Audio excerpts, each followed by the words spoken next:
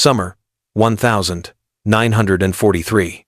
A ship disgorges men from North Africa who expected ruin, hunger, darkness, cruelty. Manhattan answers them with something else, not guns or sentries but light. Neon, street lamps, a torch raised by the Statue of Liberty, a brightness so unabashed, it felt like an accusation.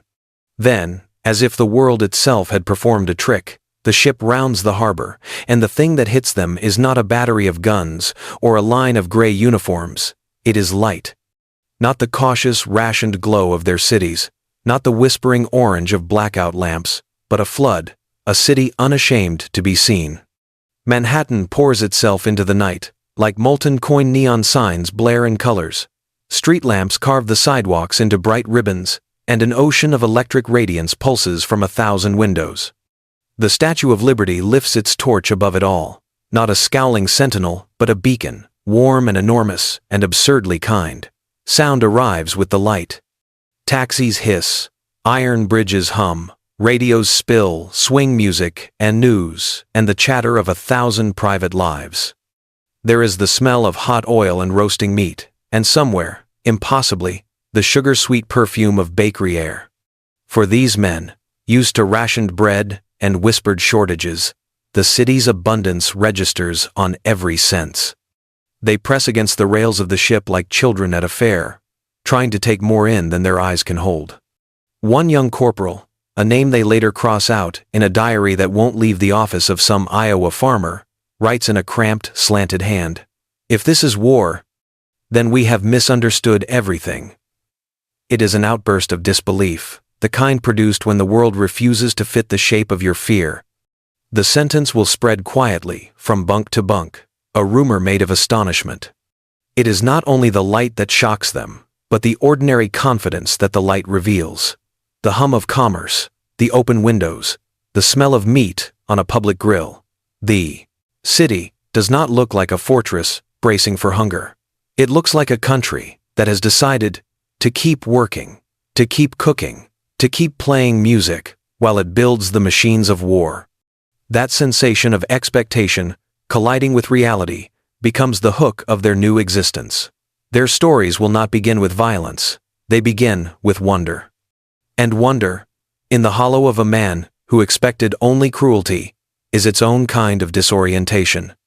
In that first night, with Manhattan glittering against the black Atlantic, many of them ask the same silent question. How could a war be waged against a people who light their cities as if nothing were missing? They step off the ship, and the light holds them like an interrogation. Neon is not merely a sign, it is an argument. It says, we have power, literal, infrastructural, and we are not afraid to display it. Broadway's marquees throw titles and faces into the street. Department stores spill glittering windows. Bridge spans are filigreed with electric veins. For men whose streets at home live in the ritual of blackout, where a single candle might mean danger and the absence of light is a civic necessity. New York doesn't feel like a city, it feels like a statement. In Berlin, when the sirens shrieked and the lamps went out, darkness was strategic and intimate. People learned the patterns of blackout, when to extinguish the gas lamp, how to walk the pavement with folded hands to avoid silhouette. That darkness was not mystical, it was arithmetic. Coal, oil, and copper were measured out, rationed, and hoarded. Lights were a luxury that signaled vulnerability. In New York, light becomes a symbol of confidence and of capacity, of power plants, of fuel, of a nation that can afford to glow while turning its factories into thunder. The sensory contrast is immediate and almost indecent. In American restaurants there is sound, conversation, cutlery, laughter that does not sound anxious. There is the scent of frying meat and the warm, yeasty perfume of bread. There is coffee, thick, endless coffee, and the metallic tang of coin in cash registers. In Berlin, people learn to eat cold food. In New York, food steams on plates under bright lights. Where German radio had been a tool of cadence and command, American radio is an orchestra of advertisements, comedy sketches, and news. A messy, confident chorus that reflects a society still willing to speak loudly in public. Light is also logistics made visible. Where floodlights chase clouds over the Hudson, They are powered by a grid fed by coal and oil, and by the hum of a vast industrial complex that has not only survived but multiplied. The bridges, Brooklyn Bridge, Manhattan spans of iron, are lit not just for romance but for movement, vehicular veins carrying steel and food and men. In a literal sense, the American night is a highway, every bulb a milepost for supply and morale. For a POW used to the economy of shadow, this glow feels like a betrayal of what war should be. It undermines the narrative that victory is only the result of suffering.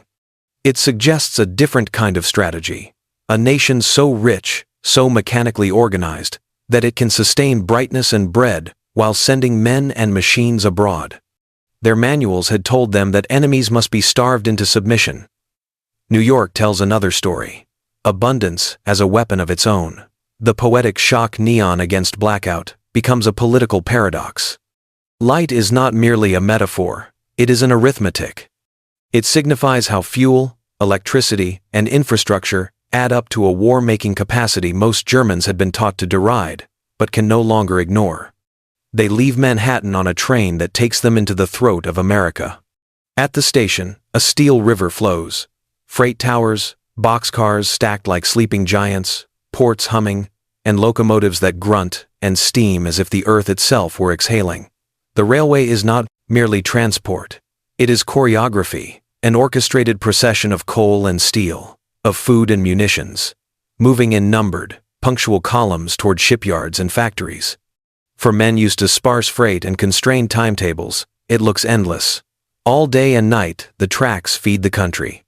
Coal trains carry the black heart of industry from the Appalachians to the Midwest. Refrigerated cars shuttle meat and butter. Tank cars move fuel that will become bomber, petrol, and diesel. The sight of an endless convoy of freight cars, each stamped and numbered, produces a simple, terrifying calculation in the mind of a prisoner. If they can move this much coal, this much steel, day after day, how could we ever hope to break them? How could strategic bombing, we were trained to believe, sever such a tide? The scale is not only perceptual, it is statistical. American railroad yards swarmed with locomotives and rolling stock produced, maintained, and marshaled for wartime throughput. American yards and shops churned out new locomotives in the thousands during the war years and kept an enormous fleet in motion to feed the war machine. Germany, by contrast, fought on multiple fronts, while trying to maintain rail capacity in the face of bombing, partisan sabotage, and resource shortages. Its railroads, while efficient in military terms, simply could not match the volume and redundancy of the American network. The United States produced more than 4,000 locomotives for domestic use during the war years, while Germany emphasized classes like the BR-52 that were built quickly for frontline needs, impressive in number, but constrained by shortages and damage. Inside the boxcar, the air is a mix of coal dust and engine oil, the river-slick smell of rails warmed by friction. The POWs ride this artery inward and count the way freight stacks grow heavier grain elevators, lumber piles, tanks of fuel. They watch towns slip by. Small stations where farmers load milk and butter into insulated cars, where children wave from porches and the smell of hay rears up in the window. Every mile seems to increase the arithmetic of American capacity. Rails as a rolling ledger of supply. One diary line, scratched in pencil, on a rainy night in the vestibule, captures the new calculus. If they move this much coal in a day, how could we ever win? The question isn't bravado, it is the dawning of strategic doubt. They had been taught that courage and sacrifice could overcome engines and factories, but when courage meets a system that replaces itself overnight, the old moral equations begin to wobble. That wobble becomes doubt. Railways are the veins of an industrial organism. Cut one, and the body bleeds. But when an organism has thousands of veins, each supported by mines, refineries, and shipyards, you begin to see that war is not only fought with men and bullets, it is fought by logistics. And in that ledgered, humming abundance, the prisoners begin to understand a new kind of power, the power to sustain. Imagine a building the size of a small town, a cathedral of riveters and belts, where metal is swallowed at one end and spit out at the other as wings and engines. Willow Run is not just a factory, it is a manifesto. Ford's plant in Michigan became shorthand for the arsenal of democracy. Assembly lines that didn't merely produce cars but turned civilian skill into instruments of war. At Willow Run, the B-24 Liberator, a heavy bomber with wings like a wide-open palm, moved down the line at a cadence that seems unhuman. By the middle of the war, the plant was producing an airplane at a breathtaking tempo, one B-24 every 63 minutes. The overhead cranes, the presses, the stamping machines, the riveters' hammers, all combined into a thunder that felt like the sound of a country remaking itself. The sensory landscape inside is mechanical and animal, the taste of metal in the throat, the hot tang of oil, the sting of rivet, smoke in the eyes, women, thousands of them, rivet and fit, their hands operating machinery that once would have been the exclusive province of old-line industrial clerks and machinists. Their voices mix with the ping of tools and the thrum of conveyor belts into a new chorus. The plant is lit from above in clean, relentless rows, so engineers can see tolerances in the grain of metal. The smell of solder and lacquer, of fresh-cut wood cradling instrument panels, floats like incense over the labor. For a POW who had once seen factories reduced to skeletons by bombing, Willow Run offers a harsh tableau of contrast. Germany, in 1943-44, was suffering from targeted air raids, fuel shortages, and disrupted supply chains. Factories were starved for machine tools, for copper, for the castings that make aircraft more than a collection of parts. In America, plant after plant ran day and night. The efficiency was not only a matter of machines, but of organization. Interchangeable parts, prefab sections, standardized jigs. Where German industry had genius, American industry had scale, a relentless multiplication of capacity. There is also a human drama humming beneath the statistics. Women, many of them new to industrial labor, move like a new generation of craftsmen. Their discipline, their laughter, the cigarettes sneaked on breaks, all of it becomes part of the auditory background of production. For POWs, this becomes an image as powerful as any weapon, an entire society converting its daily rhythms into output, all while the neon still blazed and the train yards kept feeding coal into furnaces. One former prisoner, writing years later, would recall the feel of the plant's vibration underfoot. It was like standing on a living thing, and how the sight of one bomber after another rolling from the line made him stop counting. Instead, he counted the carpenters, fitting crates, the men loading Liberty ships, the women who would not stop. Industrial thunder, they learned, could be more decisive than a single battalion. The camps were a lined world of fences and routine, but within those fences happened things their instructors never described. In Iowa, in a state of taut fields and honest barns, the camps were shockingly clean. Barracks were lit, bunks were made, and the electricity hummed like domestic proof that people could be comfortable even in confinement. Instead of the gnawing hunger they had been taught to endure as the noble price of war, the prisoners found meals served on trays, coffee that flowed, and portions that would have been respectable in any middle-class kitchen. The numbers are stark. American subsistence and standards of provisioning produced average daily food energy intakes for civilians that ran considerably higher than the starving populations of war-torn Europe. The U.S. average adult intake hovered around the 3,200 kilocalorie mark, and military rations could be even greater.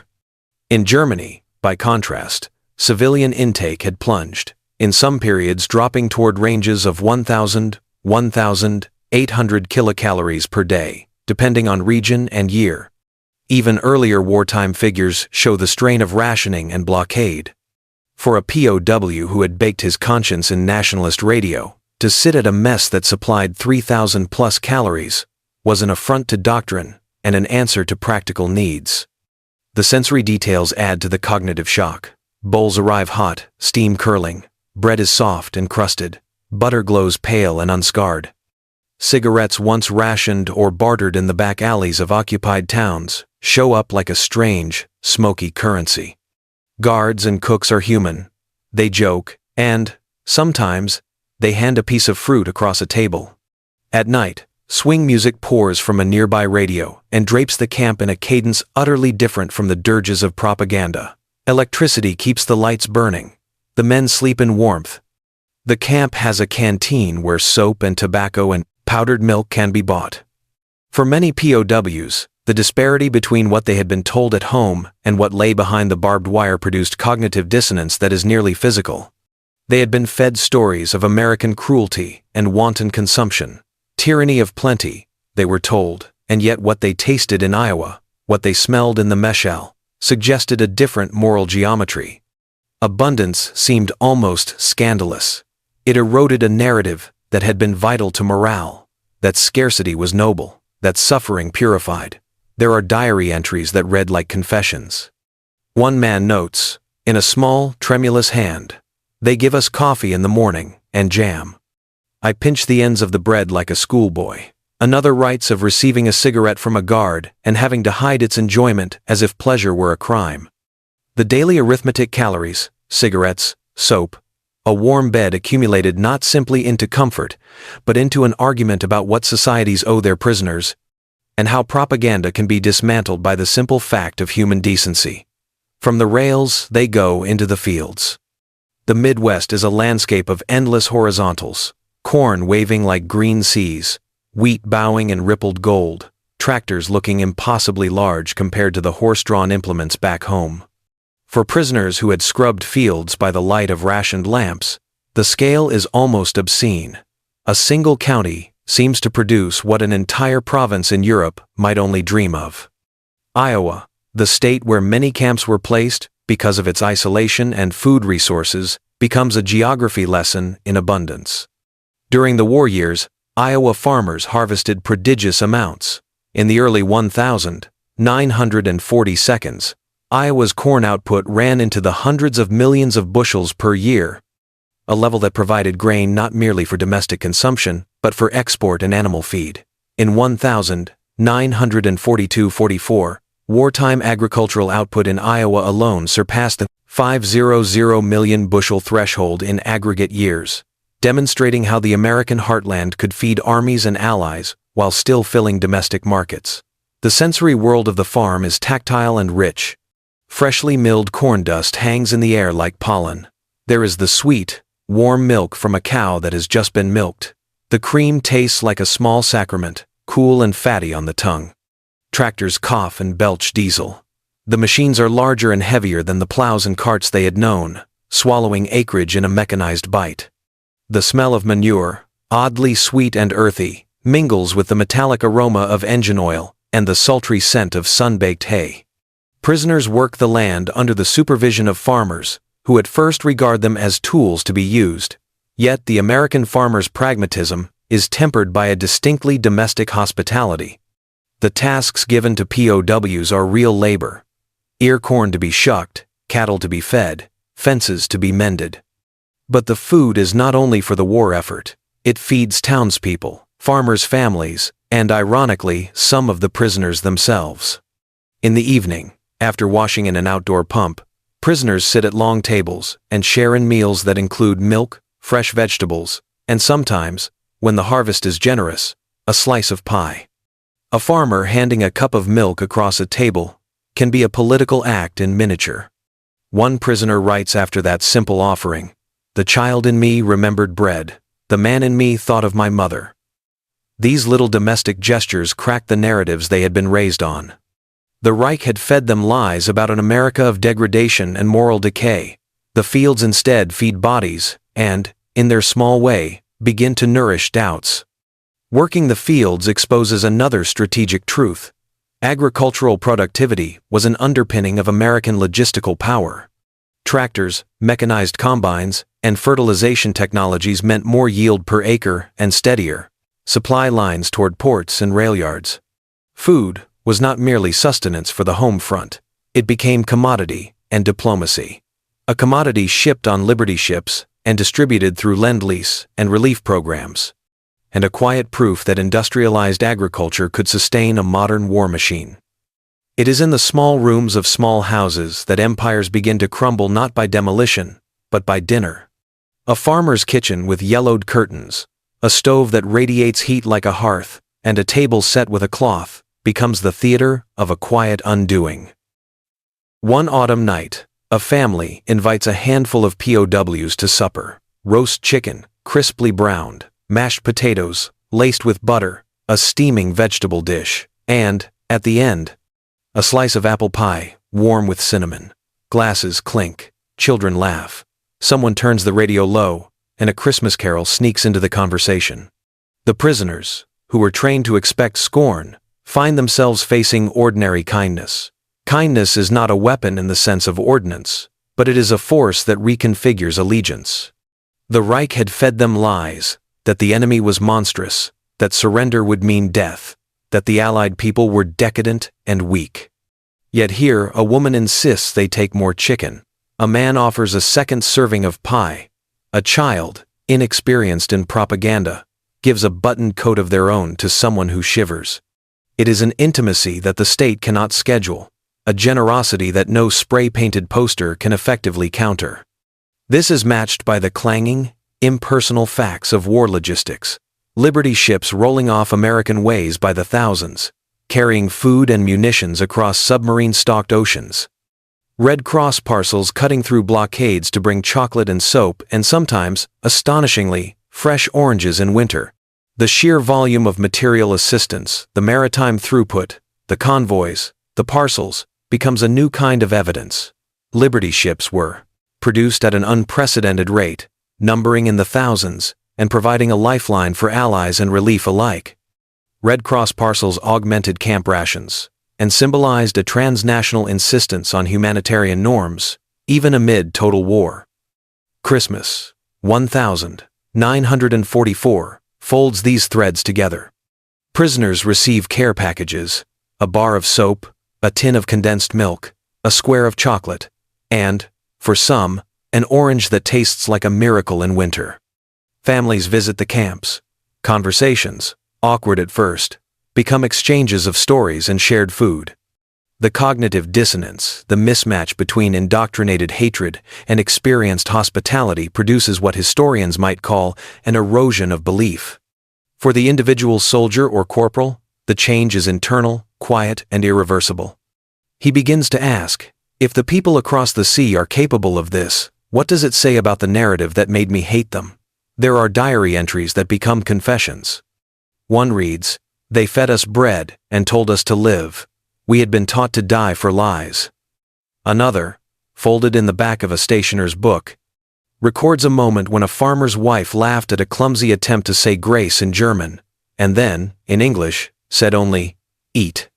Small acts like this have geometric power. They multiply trust. They dent conviction. They plant seeds that outlast campaign and cannon. At its core, the collapse is not only political but moral. A regime can command obedience through terror and myth, but it cannot manufacture the warmth of a family table nor the simple generosity of a stranger offering more pie. The Reich had fed them lies. America gave them bread and light, and the dignity of being fed. In the end, for many, that proved a harder argument to resist than any propaganda poster because it spoke directly to the body and to the memory of home. The closing line from one weathered notebook says it plainly, and with the bluntness of someone who has tasted both. The Reich fed us lies. America gave us bread.